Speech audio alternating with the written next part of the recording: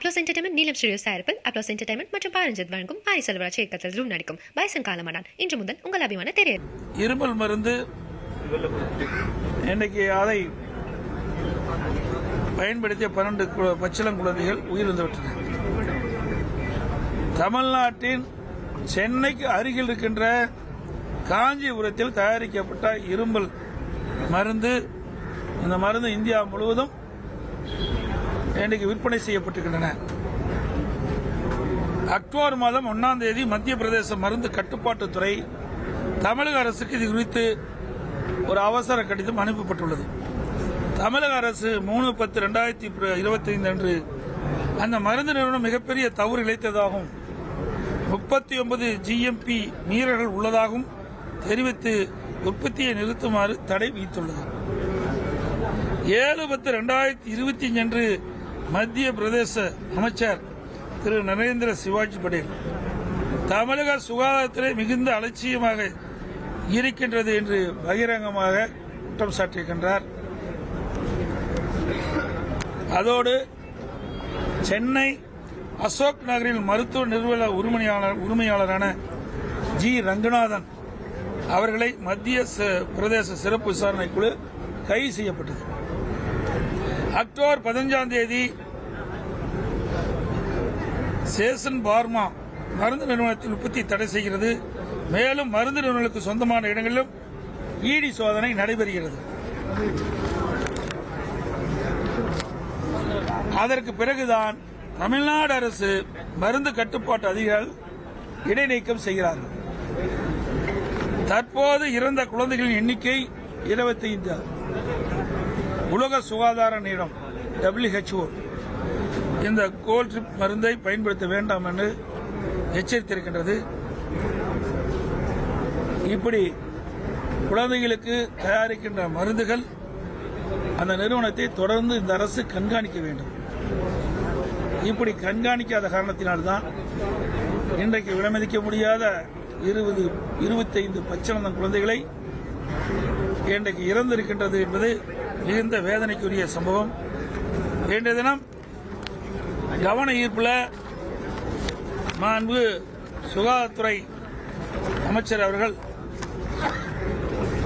பதில் கொடுத்திருக்கிறார். அதில் 1/10/2019 அன்று நடைபெற்ற ஆய்வின் அடிப்படையில் சட்ட நடவடிக்கையின் காரணமாக மருந்து உற்பத்தி ப்ராடக்ட் சஸ்பென்ஷன் 2 வாரங்களுக்கு நிறுத்தி வைக்கிறாங்க. அது மருந்து இந்த கம்பெனி சோதனை செஞ்சு அது தவறு இருக்கின்ற காரணத்தினால இந்த நடவடிக்கை எடுக்கப்பட்டது. 27/11/2020 அன்று நடைபெற்ற ஆய்வின்படி அந்த நிறுவனத்தின் மீது வழக்கு தொடரப்பட்டு நீதிமன்றம் 25,000 ரூபாய் அபராதம் விதிக்கின்றது. சிறை தண்டனையும் வழங்கப்பட்டது. 21/12/2020 அன்று நடைபெற்ற ஆய்வின் அடிப்படையில் சட்ட நடவடிக்கையின் காரணமாக மருந்து உற்பத்தி ப்ராடக்ட் சஸ்பென்ஷன் 2 வாரங்கள் நிறுத்தி வைக்கப்படுது. அதற்கு பிறகு 14/2/2022 அன்று நடைபெற்ற ஆய்வின்படி வழக்கு தொடரப்பட்டு நீதிமன்றத்தில் 60,000 ரூபாய் அபராதமும் சிறை தண்டனையும் விதிக்கப்படுகிறது. 30/6/2023 அன்று நடைபெற்ற சோதனைப்படி குறைபாடுகள் உள்ள மருந்து உற்பத்தி நிறுவனத்திற்கு 1 மாதத்திற்கு மருந்து உற்பத்தியை நிறுத்தி வைக்கப்படுகிறது. இதையெல்லாம் இந்த மருந்து நிறுவனத்தில் சோதனை செய்யப்பட்ட காலகட்டம். இந்த சோதனையில் இந்த மருந்து கம்பெனி தயாரித்த மருந்தில் பல்வேறு முறைகேடு இருக்கின்ற காரணத்தினால் அதையெல்லாம் அப்பொழுது சோதனையின் அடிப்படையில் கண்டுபிடிக்கப்பட்டு நீதிமன்றத்தின் மூலமாகவும் அபராதம் விதிக்கப்பட்டது, தண்டனையும் விதிக்கப்பட்டது. இப்படி இருக்கின்ற சூழ்நிலையில் இந்த அரசு விழிப்போடு இருந்து செயல்பட்டு வேண்டும். இந்த நிறுவனம் ஏற்கனவே பல முறை தவறு செய்யப்பட்டிருக்கின்றது. அந்த தவறை பல முறை அரசு மருத்துவ கட்டுப்பாட்டு அதிகாரிகள் சோதனை செய்து கண்டுபிடிக்கப்பட்டு நீதிமன்றத்தின் மூலம் அபராதம் மற்றும் சிறை தண்டனையும் கொடுக்கப்பட்டிருக்கிறது. அப்படி இருக்கின்ற அரசு அலட்சியத்தின் காரணமாக இன்றைக்கு 25 பச்சிளம் குழந்தைகள் இறந்திருக்கின்றது. 24ஆம் ஆண்டு இந்த இருமல் மருந்து தயாரிக்கின்ற கம்பெனிக்கு எந்த சோதனையும் மேற்கொள்ளவில்லை. 25ஆம் ஆண்டும் திராவிட முன்னேற்ற கழக அரசு சுகாதாரத்துறை இந்த மருந்து தயாரிக்கின்ற கம்பெனியில் எந்தவித சோதனையும் மேற்கொள்ளவில்லை. 24ஆம் ஆண்டும் சோதனையை மேற்கொள்ளவில்லை, 25ஆம் ஆண்டும் சோதனை மேற்கொள்ளவில்லை. எதற்காக சொல்லிட்டு சொன்னால், இந்த நிறுவனம் தொடர்ந்து முறைகேட்டில் ஈடுபட்டிருக்கின்றது. அதனால் சோதனை செய்கின்ற போதெல்லாம் அங்க அந்த மருந்து தயாரிப்பிலே குறை கண்டுபிடிக்கப்பட்டு அதுக்குண்டான நடவடிக்கை எடுக்கப்பட்டிருக்கிறது. அப்படி இருக்கின்ற பொழுது இந்த அரசு எச்சரிக்கையோடு இந்த மருந்து தயாரிக்கின்ற கம்பெனியை அவர்கள் கண்காணிக்கப்பட்டிருக்க வேண்டும். இப்படி இந்த மருத்துவத்துறை, இன்றைக்கு சுகாதாரத்துறை, இன்றைக்கு இருக்கின்ற அமைச்சர் ஏதோ பேசுகிறார், ஏதோ விளக்கத்தை கொடுக்கிறார். ஆனால் 2024ஆம் ஆண்டு அந்த இருமல் மருந்து தயாரிக்கின்ற கம்பெனியில் ஏன் சோதனை செய்யவில்லை? 25ஆம் ஆண்டு இந்த அரசு அந்த இருமல் மருந்து தயாரிக்கின்ற கம்பெனியில் ஏன் சோதனை செய்யவில்லை? 2 ஆண்டுகள் தொடர்ந்து சோதனை செய்யாத இருக்கின்ற காரணத்தினால்தான் இந்த இருமல் மருந்து தயாரிக்கின்ற கம்பெனியில் பல்வேறு வேதியியல் பொருட்கள் அதில் கலந்து இந்த மருந்தை தயாரித்த காரணத்தினால் இன்றைக்கு உயிரிழப்பு ஏற்பட்டுகின்றது. ஆகவே இந்த அரசினுடைய அலட்சியத்தின் காரணம்தான் இந்த உயிரிழப்பு ஏற்பட்டு என்பதை நேரத்தில் சுட்டிக்காட்ட கடைபிடிக்கின்றேன். அதேபோல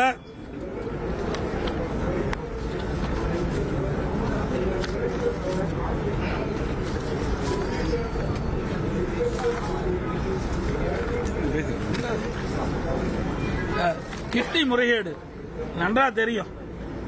அரசாங்கம் நாங்க கேட்ட கேள்விகளுக்கு சரியான பதில் கிடைக்கல. அந்த புரோக்கரை தான் கைது பண்ணியிருக்கிறாங்க. ஆனா எந்த மருத்துவமனையில் முறைகேடாக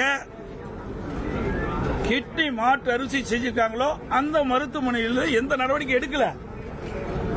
ஆனா அமைச்சர் ஏதோ சொல்லி மழுப்பி அதை முடித்து விட்டார், பதில் முடித்து விட்டார். உண்மையிலேயே இந்த மருத்துவமனை கிட்னி முறைகேட்டில் ஈடுபட்டிருந்த காரணத்தினால்தான் இந்த புரோக்கர்கள் இந்த வறுமையில் வாடிக்கொண்டிருக்கின்ற ஏழை தொழிலாளர்களை பணத்தாசை காட்டி அவளை அழைத்துச் சென்று மருத்துவமனையில் சேர்க்கப்பட்டு இந்த கிட்னி முறைகேடாக எடுக்கப்படுகிறது. இதுக்கு மருத்துவமனையும் காரணம். ஆனால் இந்த அரசு திராவிட முன்னேற்ற கழக எம்எல்ஏவுடைய சொந்த மருத்துவமனை என்ற காரணத்தினால் நடவடிக்கை எடுக்கப்படவில்லை. இன்றைய தினம் உயர்நீதிமன்ற மதுரை கிளை ஒரு சிறப்பு விசாரணைக்குழு அமைக்கப்பட்டு அந்த விசாரணை மேற்கொள்ள இருக்கிறார்கள். அதுக்கு கூட அந்த தீர்ப்பின் அடிப்படையில் இந்த அரசு செயல்படவில்லை. மதுரை உயர்நீதிமன்றம் கொடுத்த தீர்ப்பை எதிர்த்து உச்சநீதிமன்றத்தில் மேல்முறையீடு செய்கிறார். இதை யாரை காப்பாற்றுவதற்கு? திராவிட முன்னேற்ற கழக அரசு அவளுக்கு கிடைத்த அடிப்படையில் தான், கிடைத்த தகவலின் அடிப்படையில் 2 மருத்துவமனையில் சோதனை செய்யப்பட்டு ஆய்வு செய்யப்பட்டு அந்த ஆய்வில் கிட்னி முறைகேடு நடைபெற்றது கண்டுபிடிக்கப்பட்டு இதையெல்லாம் செய்து இந்த அரசாங்கம் தான். அப்படி இவர்களே கண்டுபிடிக்கப்பட்ட பிறகு முறையாக விசாரணை மேற்கொள்ளாத காரணத்தினால் தனிநபர் ஒருவர் மதுரை உயர்நீதிமன்ற கிளையிலே வழக்கு தொடர்ந்த காரணத்தினால் உயர்நீதிமன்றம் ஒரு சிறப்பு விசாரணைக்குழு அமைக்கப்பட்டது. அதையும் எதிர்த்து போகிறார்கள். இனியாவது இந்த அரசு நாட்டு மக்களுக்கு உண்மை தெரிவிக்கின்ற விதத்தால் இந்த கிட்னி முறைகேட்டில் யாரெல்லாம் தவறு செய்கின்ற இழைத்தார்களோ அவர்கள் மீது உரிய நடவடிக்கை எடுக்கப்பட வேண்டும் என்று நேரத்தில் தெரிவிக்கின்றேன்.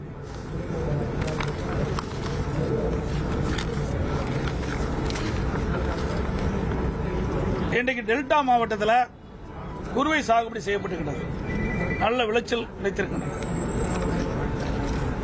இந்த அரசாங்கம் விவசாயிகள் உற்பத்தி செய்யப்பட்ட அந்த நெல் மூட்டைகளை முறையாக நேரடி நெல் கொள்முதல் நிலையத்தில் கொள்முதல் செய்யவில்லை. இன்றைக்கு டெல்டா மாவட்டம் மற்றும் தமிழகத்தில் இருக்கின்ற பல்வேறு மாவட்டங்களில் விவசாயிகள் உற்பத்தி செய்யப்பட்ட நெல்லை முறையாக அரசு நேரடி கொள்முதல் நிலையத்தில் கொள்முதல் செய்யாத காரணத்தினால் இன்றைக்கு டெல்டா மாவட்டத்தில் சுமார் 30 லட்சம் மூட்டைகள் இன்றைக்கு சாலையிலே குவித்து வைத்துக் கொண்டிருக்கிறார். 15 நாட்கள் அந்த விவசாயிகள் அந்த நெல்லை சாலையிலே கொட்டி பாதுகாத்துக் கொண்டிருக்கிறார்கள். இன்றைக்கு தொடர் மழை வர இருக்கின்றன, பருவமழை தொடங்கிவிட்டது. ஆனால் இந்த அரசு விவசாயியுடைய நெல்லை முறையாக அரசு நேரடி கொள்முதல் நிலையத்தில் கொள்முதல் செய்யாமல் ஏதோ சாக்கு போக்கு சொல்லி தட்டி கழிக்கின்றார்கள். இன்றைய தினம் நேரமில்லா நேரத்திலே விவசாயிகள் வைத்த கோரிக்கையின் அடிப்படையில் அனைத்து இந்திய அண்ணா திராவிட முன்னேற்ற கழகத்தின் சார்பாக விவசாயிகள் உற்பத்தி செய்யப்பட்ட அந்த நெல்லை இன்றைக்கு சாலையில் குவிக்கப்பட்டிருக்கின்ற அந்த நெல்லை டெல்டா மாவட்டத்தில் மட்டும் சுமார் 30 லட்சம் மூட்டைகள் இன்றைக்கு விவசாயிகள் கொள்முதல் செய்யாமல் இருக்கின்றார்கள். ஆகவே இந்த அரசு உடனடியாக போர்க்கால அடிப்படையில் அந்த விவசாயிகள் உற்பத்தி செய்யப்பட்ட அந்த நெல்லை அரசு நேரடி கொள்முதல் கொள்முதல் செய்ய வேண்டும் என்று வலியுறுத்தின. ஆனால் அமைச்சர் அவர்களுக்கு நேரடியாக பதில் சொல்லுவார். மத்திய அரசு மீது பழி போட்டு தட்டி கழிக்கிறார். நான் மேலும் அமைச்சருடைய கவனத்திற்கு கொண்டு வந்தேன். விவசாயிகள் எத்தனை நாளைக்கு இந்த நெல்லை பாதுகாத்துக் கொண்டு இருக்க முடியும்? அதை திறந்த வெளி கிடங்குகள் அமைங்க. உடனடியாக விவசாயிகள் உற்பத்தி செய்யப்பட்ட நெல்லை கொள்முதல் செய்து அதை பத்திரப்படுத்தி அவ்வப்போது குடானுக்கு எடுத்துச் செல்லலாம் என்று ஒரு திட்டத்தையும் சொன்னேன். அதற்கும் பதில் இல்லை. ஆக விவசாயிகள் உற்பத்தி செய்யப்பட்ட அந்த நெல்லை இந்த அரசாங்கம் கொள்முதல் செய்வதாக தெரியவில்லை. நேற்றைய தினம் விவசாயிகள் தங்களுடைய நெல்லை கொள்முதல் செய்த காரணத்தினாலே போராட்டம் நடத்துகின்றார்கள். பல்வேறு கிராமங்களில் ஆர்ப்பாட்டம் நடத்திக் கொண்டிருக்கிறார்கள். விவசாயியுடைய வாழ்வாதாரமே இந்த நெல்லை விற்றால்தான் இந்த ஒரு வருடத்திற்கு அவர் குடும்பம் நடத்த முடியும். குடும்ப செலவுக்கு அவர் உற்பத்தி செய்யப்பட்ட நெல்லை விற்றால்தான் அவர்கள் வாழ முடியும் என்ற சூழ்நிலை இருந்து கொண்டிருக்கின்ற நிலையில் இந்த அரசு மெத்தன போக்கின் காரணமாக விவசாயிகள் உற்பத்தி செய்யப்பட்ட நெல்லை முறையாக அரசு நேரடி கொள்முதல் நிலையத்தில் கொள்முதல் செய்யாத காரணத்தினால் இன்றைக்கு மழை வந்து அதனால் நனைந்து நெல்மணிகள்லாம் முளைத்து போனால் அந்த விவசாயி பெரும் நஷ்டத்துக்கு ஆட்பட்டு விடுவார்கள். அது மட்டுமல்ல, அதிமுக ஆட்சி இருக்கின்ற பொழுது இப்படி மழை காலங்கள் வருகின்ற பொழுது விவசாயிகள் உற்பத்தி செய்யப்பட்ட நெல்லை 17% ஈரப்பதம் இருந்தாலும் அதை கொள்முதல் செய்யப்படுகிறது. ஆனால் மழைக்காலமாக இருக்கின்ற காரணத்தால் 20%, 22% வரை நேரடி நெல் கொள்முதலத்தில் கொள்முதல் செய்யலாம் என்று மத்திய அரசில் அனுமதிக்கு பெற்று நாங்கள் கொள்முதல் செய்தோம். ஆனால் இன்றைக்கு அதையெல்லாம் இந்த அரசு கவனத்தில் எடுத்துக் கொள்ளவில்லை. அதற்குண்டான முயற்சியும் இந்த அரசு எடுக்கவில்லை என்பதை நேரத்தில் தெரிவிக்கின்றேன்.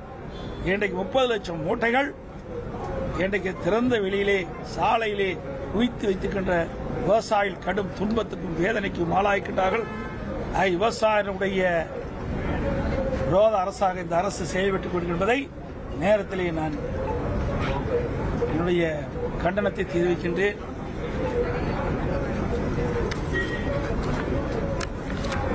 அதேபோல நிதி பற்றி சொன்னாங்க. இன்றைக்கு 2014 2021 வரை மைய அரசுடைய வரி பகிர்வு அதிமுக ஆட்சியில் 5 ஆண்டு 2016 2017 2020-21 வரை இன்றைக்கு 1,33,590 கோடி மத்திய அரசின் வரி பகிர்வு. அதே திராவிட முன்னேற்ற கழக ஆட்சி 2021-22 முதல் 25-26 இன்று வரை மைய அரசுடைய வரி பகிர்வு 2,32,773 கோடி. இதுல பாத்தீங்கன்னா 99,000 கோடி கூடுதலா வந்திருக்குது. மத்திய அரசின் வரி பகிர்வு அதிமுக ஆட்சியில் வந்ததை விட திராவிட முன்னேற்ற கழக ஆட்சியில் கூடுதலாக தான் நிதி பெறப்பட்டிருக்கின்றது. அப்ளோஸ் என்டர்டைன்மெண்ட் நீலம் ஸ்டுடியோ சார்பில் அப்ளோஸ் என்டர்டைன்மெண்ட் மற்றும் பாரஞ்சித் வழங்கும் பாரி செல்வராஜ் இயக்கத்தில் நடிக்கும் பைசன் காலமானான் இன்று முதல் உங்கள் அபிமான திரையரங்குகளில்.